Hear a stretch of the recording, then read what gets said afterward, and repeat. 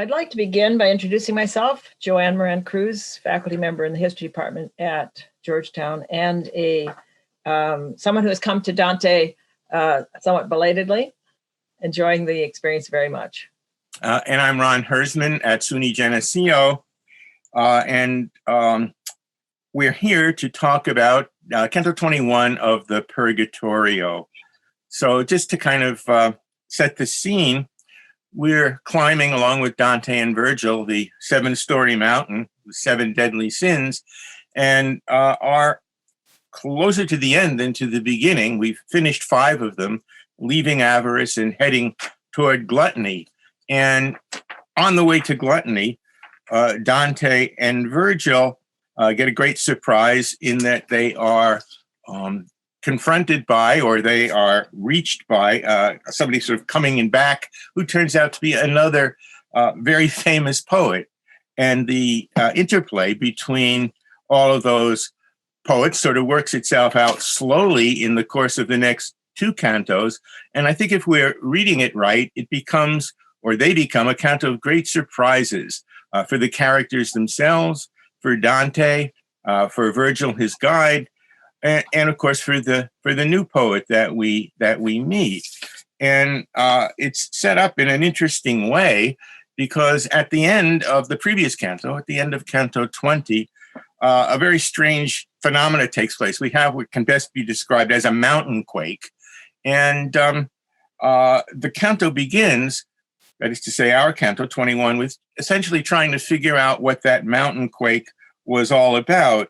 And that leads to a very interesting discussion, which leads to the introduction of the new character Stacias, which leads to an amazing discussion of the nature of poetry and the nature of poetic inspiration.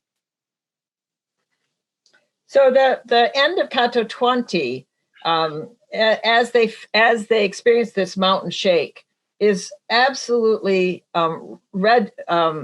full of scriptural passages. It relates to the earthquake at the time of Christ's crucifixion.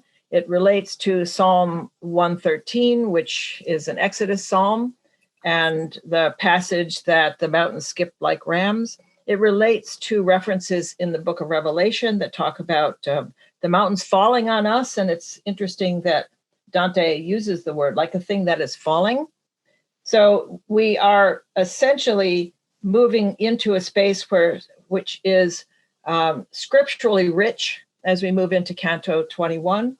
And also it's very interesting that Dante and Virgil position themselves as though they were the shepherds at Christ's birth, as the shepherds who are following on their pilgrimage, their sacred path. And Canto 20 ends with this question of surprises. Dante's surprised, Virgil's surprised, and they really need to know. There is a tremendous sense of urgency to know. And that then takes us really into Canto 21. And as we move into Canto 21, Dante starts it by talking about the natural thirst. There's a reference right at the beginning of Aristotle's Metaphysics that also addresses this, a very famous phrase where he says, all men by nature desire to know. And yet there's a transition here from the desire to know in a pagan sense of natural knowledge, natural philosophy, into a spiritual understanding. And Dante uses the situation, the scriptural situation of the women at the Samaritan woman at the well, to kind of move the reader from in a sort of over a threshold from an understanding, a desire to know natural knowledge to a desire to know spiritual knowledge. And it's also an interesting introduction to Stacias, because as Ron said, we are dealing with 3 poets here. We're going to be dealing with Stacias, Virgil, and Dante, all in a brotherhood of 3 moving forward. And by setting up Canto 21, focusing on this thirst to knowledge, and using the scriptural passage with the Samaritan woman at the well, where she ends up by understanding that he is the master who will provide living water and not physical water. This also has a relevance for Stacias. Stacias not here. He is not here yet. He hasn't been introduced.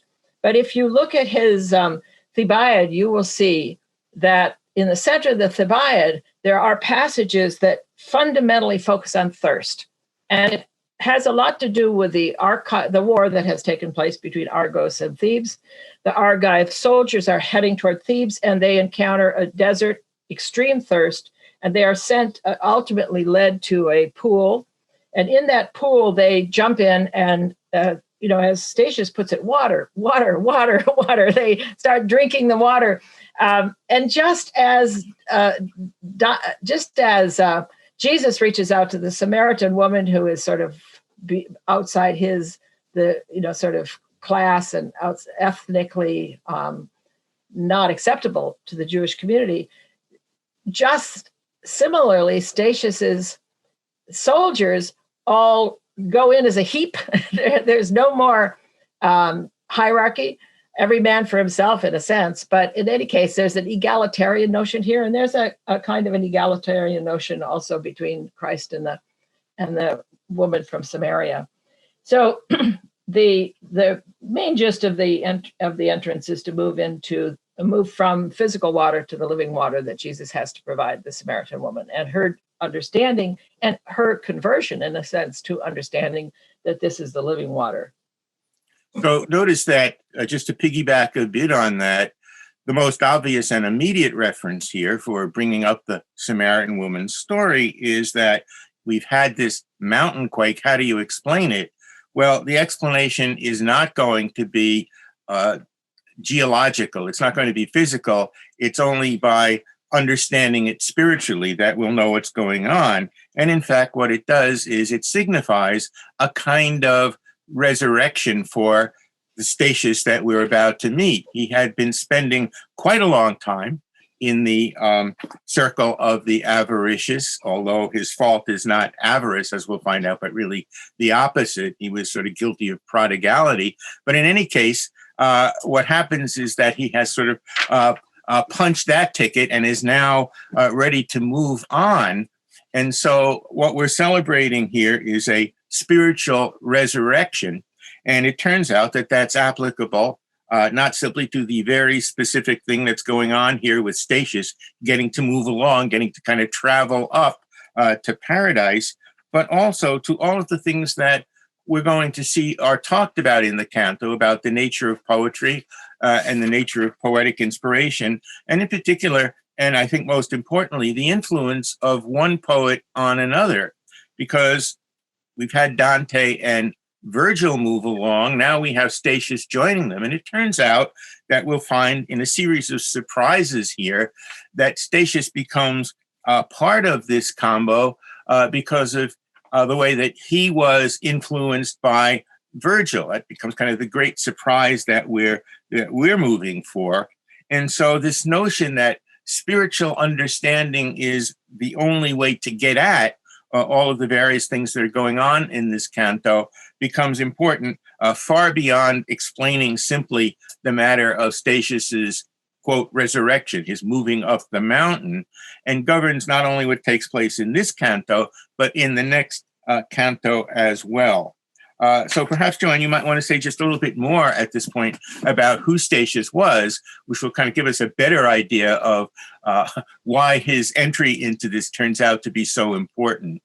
So Stacias was a Neapolitan and then Roman poet, secular poet who wrote a number of works, but the works that Dante would have known were his Thebaid, which he finished in 12 books, and then the Achilleid, which he managed to write one book and a little bit of a second book, and then died in 96 AD.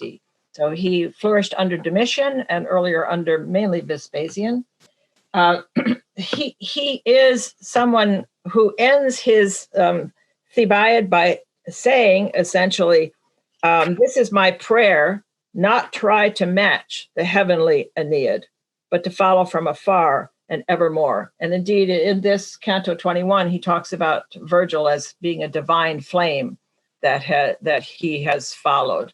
So he has written one of the more important secular poetic epics of the first century AD. And he is very much influenced by the Aeneid, by Virgil. He's influenced also by Ovid, and he's influenced by Lucan, and he's influenced by Homer, of course. But for him, just as for Dante, Virgil is the master and the divine flame. And it's interesting that he uses that notion, divine flame, he holy flame. There's a sacredness that he suggests that's associated with Virgil, which is relevant in Canto 22 when he then explains how it is that it was Virgil who made him a poet, but also Virgil who then also converted him. And as Ron has said, there's a lot on conversion in this canto. Another thing, of course, that needs to be pointed out about Stacias is that there is an awful lot of Stacias that finds its way into Dante, into the Commedia. In particular, whenever Dante talks about Thebes, what Stacias is kind of the main man for, it's the story of city divided against itself. And since so much of that is going on in the wild and wacky world of Florentine politics, the Thebaid becomes a kind of model and a reference point for Dante throughout the poem. So sort of standing back and looking, you could say that even though Stacias might not have been as important in the poem as Virgil is, or even as Ovid, he's very important indeed. So we're meeting a poet who, on the one hand, talks about how he himself was influenced by Virgil. And of course, he's in the presence of Dante, who was also influenced by Virgil and by Stacias as well. So the combination that we're getting here is kind of intricate and has many different parts to it. There's a kind of an irony as he approaches Virgil and Dante from behind, again, with all the scriptural resonances of the road to Emmaus. But there's a kind of an irony when he approaches them by saying, "Brothers, God give you peace." And a lot of people have looked at that in terms of the very early Christian greetings. But if you think about it, the Thebaid is about two brothers, essentially fraternal warfare, who end up in the end killing themselves. And the entire epic is also not about peace.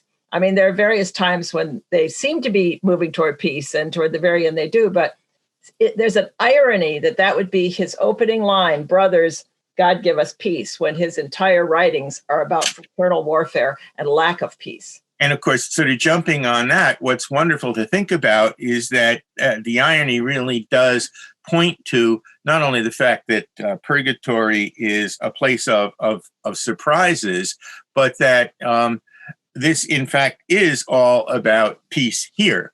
In other words, we're going to learn later on not only about Stacias's poetic debt to Virgil, but also that he was sort of converted to Christianity by Virgil, and that the ability to talk about peace in Christian terms is a sort of thing that happens in the transition, if you will, from who he was as a poet writing about Thebes and who he is now as somebody who is on his way to paradise, and on his way to paradise in the company of his own poetic master and in the company of Dante, who has learned from both of these two poets. So that there's a kind of, not to push too far, but a kind of peaceful trinity here that, as Joanne says, is a wonderful irony the more you know about Stacias's own work.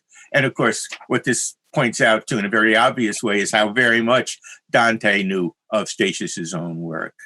And there's also a kind of a humor in this. I mean, there's a trinity of smiles in that Dante smiles at one point. At the beginning of Canto 22, Stacias smiles, and all of that relates back to also to the fourth eclogue of Virgil, where he describes the young child who's considered a prophecy of Christ, who also smiles to its mother. But there's a kind of a humor in this that is very typical of Stacias in his Achilleid, not so much in the Thebaid, but there's a humor of recognitions here. Initially when Stacias comes up behind Virgil and Dante, in a form that one is reminded of Christ coming up after the crucifixion and the resurrection behind his two disciples on the road to Emmaus. he isn't sure who they are. They're not sure who he is. And there is a kind of accumulation of misunderstandings throughout Canto 21, which to my mind is so similar to the kind of humor that Stacias had in the Achilleid.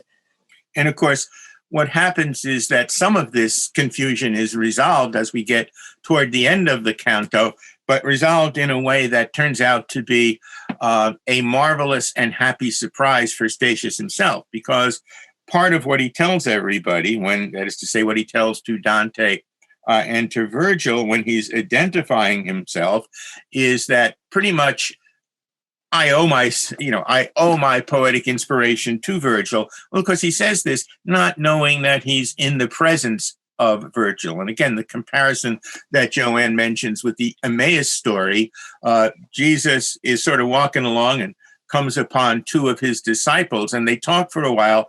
They're clueless. They don't have any sense at all that they are in the presence of Jesus. And in the same way, Stacias has no clue at all that he's in fact, he says, boy, if only I could have lived at the same time as Virgil, I'd be willing to spend hundreds of more years here just to have that experience. Well, he's about to have that experience. And so the kind of happy surprise for Stacias is in some ways a kind of shorthand for the sort of thing that happens in Purgatorio as a whole. Good things happen. Purgatorio at the beginning is all about unexpected last-minute conversions, salvation where you might least expect it. And that trajectory, I think, is absolutely continued here by the great surprise that Stacias has at the end when he discovers, at the end of this canto, when he discovers that he is he is in the presence of the very Virgil who is the source of his poetic inspiration.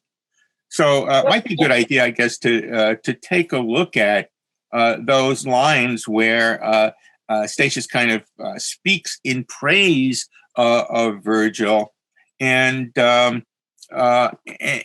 use that as a kind of focus for what happens from here to the end of the canto. So, could I, Ron, just mention before we move to that the confusion that we have initially is that Virgil places himself immediately and says, "I've come up from hell," and so as a result, Stacias assumes he's walking with two shades that have come up from hell, and it takes a while of explanation on the part of Virgil to convince him that Dante is actually moving through purgatory alive. So you have that initial confusion, and then the confusion becomes even, I think, more difficult and prominent as Stacias describes himself. So let's move then to the cantos that you were talking about, because you mentioned his desire to have lived during the time of Virgil. And for someone who is moving through purgatory ostensibly as a Christian, the desire to have wanted to live at the time of Virgil suggests in some funny way, I think this is comedic, that he would prefer to have been a poet at the time of Virgil than a Christian at the time of Christ, which is also very confusing. And I think, probably is part of what Dante is smiling about. Although ostensibly he's smiling because Virgil is there and Stacias doesn't realize that Virgil is there. So it's kind of complicated, but it is also slightly comedic, or at least humorous, as we move forward with these various problems of recognition. So yes, let's turn to that. So just to read a couple of lines beginning with 94 there. Al mio ardor fu assieme le faville che mi scaldar della divina fiamma onde sono allumati più di mille l'Eneida dico, la quale mamma fumi nutrice poetando. Okay, so Stacias back then, people called me, still I sang of Thebes and then of the great Achilles, but I fell along the way while carrying the second burden, which is to say he never finished the Achilles, the Achilleid epic. The seed to my ardor were the sparks from which I took fire, of the divine flame that has kindled more than 1,000, of the Aeneid, I mean. which was my mama and was my nurse in writing poetry. Without it, I did not make up a dram of weight. Well, notice that that's, the very extravagance of that really heightens the surprise when he finds out a few lines later that he's in the presence of Virgil. And of course, it's really interesting from that point of view to see how the way the story is constructed, the way all sort of great ironic recognition scenes are. We, the readers, are in a position of knowing something that Stacias doesn't, and sort of are anticipating this. And to see what happens when Stacias gets this revelation at the end. At the end, as he does understand, he essentially bends down to embrace Virgil and to embrace Virgil's feet. And this is a very interesting passage. It concludes Canto 21. And Virgil reaches out to him and says, brother, again, going back to the beginning where Stacias said, brother, do not do so, for thou art a shade, and a shade thou seest. And this, again, references, the plenitude of scriptural passages that are embedded in this text, because it references the passage when Mary Magdalene at Christ's tomb did not recognize him. And then Christ says, do not touch, for I am not yet ascended to my Father. But it also references a passage in the book of Revelations, 19:10, when John falls to the feet of an angel who says, you must not do that, I am your fellow servant. And of course, that also references back to Canto 19 with Pope Adrian V, when Dante tries to kneel down at his feet. So what I find really interesting here is that Stacias has really described Virgil as his mother, his nurse, the living flame, and has literally almost bent down to adore him, to embrace him. And this puts, initially we see Stacias coming in as a sort of the risen Christ, and now we see Stacias kneeling down to adoring Virgil in a position where in Scripture it's the angel or it's Christ. And so we leave this with Virgil at a very almost sacred, dare I say it, sort of a sense of the sacredness of Virgil, both his poetry and his person. And this is kind of how the canto leaves us as we move into Canto 22. And again, not to have too much of a spoiler alert, but what we find out in Canto 22 makes this totally appropriate, because just as we find out in 21 that it was through Virgil that Stacias got his poetic inspiration, we also find out amazingly in 22 that it was through Virgil that he was, in fact, converted to Christianity. So positioning Virgil in this way at the end of the canto is a wonderful segue into what happens next. Notice also what it means is that this canto, which talks about two ostensibly pagan poets, Stacias and Virgil, is framed on both ends. It's bookended by, heavy scriptural allusions. As we've mentioned, the Samaritan woman, Christ on the road to Emmaus, the Noli Me Tangere from the Gospel, and the Book of Revelation. My goodness, that's an amazing amount of biblical energy that finds its way into this canto, where what we seem to be talking about is secular poetry. And so it suggests that Dante is going to be making some pretty heavy claims about the salvific power of pagan poetry, claims that are much more carefully demonstrated in the next canto, as we said, when we find out that it was through Virgil's ostensibly pagan poetry that Stacias was converted to Christianity. Yes, and I want to do a little addendum here, because throughout this canto, it's never completely clear that Stacias is a Christian. It's Canto 22 that really reveals this, because even Dante, when he refers to him toward the end and describes Stacias, he says that you took from Virgil the power to sing of men and gods, and there's when Stacias says, I would have loved to have lived under the time of Virgil, there's also a sense that, well, this is a pagan here. So, he himself describes himself as ma non con fede ancora, someone who still does not or did not have faith, not yet with faith. So there are these interesting, intricate senses that this is a pagan, and is he a Christian? What is he doing there? And all of that, of course, gets answered in Canto 22. But Dante is sort of playing with that integration of the pagan Christian poetry and the pagan Christian poets who are there, or the Christianized pagan poet of Stacias. And of course, it's implicit right from the beginning in terms of the relationship between simply Dante and Virgil. I mean, what's Virgil doing there this late in Purgatory? And so essentially what it's doing is foregrounding, highlighting something that's been there right from the beginning. And I think also one of the things that's there from the beginning of Purgatorio till the end of Paradiso, and that is the sense of what they're all about is, in every fundamental way you can think of, collaboration and cooperation.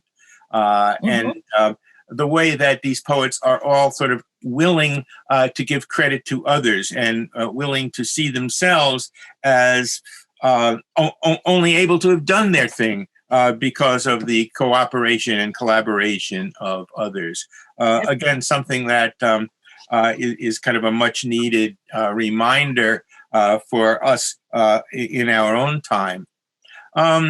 Okay. Can I add? Also, there's this egalitarianism that I saw, that the Samaritan woman, Jesus reaching beyond the ethnicity and religious bounds, the egalitarianism that is embedded in this and typified by the three of them as brothers. Yes. So, but I'd like to, could I end by the very last passage when Stacias is embracing Virgil, and could possibly have embraced him, but Virgil warns him off not to do it. And the very last line in which Stacias says, I forget our emptiness and treat shades as solid things. He's kind of reproaching himself. But, this is a statement about poetry, because essentially in his Thebaid, he's also treating shades as solid things. Dante treats shades as solid things. And Virgil treats shades as solid things. So this is a final comment about sort of the state of their poetry, the poetry of all three of them as brothers. Good way to end. Thank you. Mm-hmm.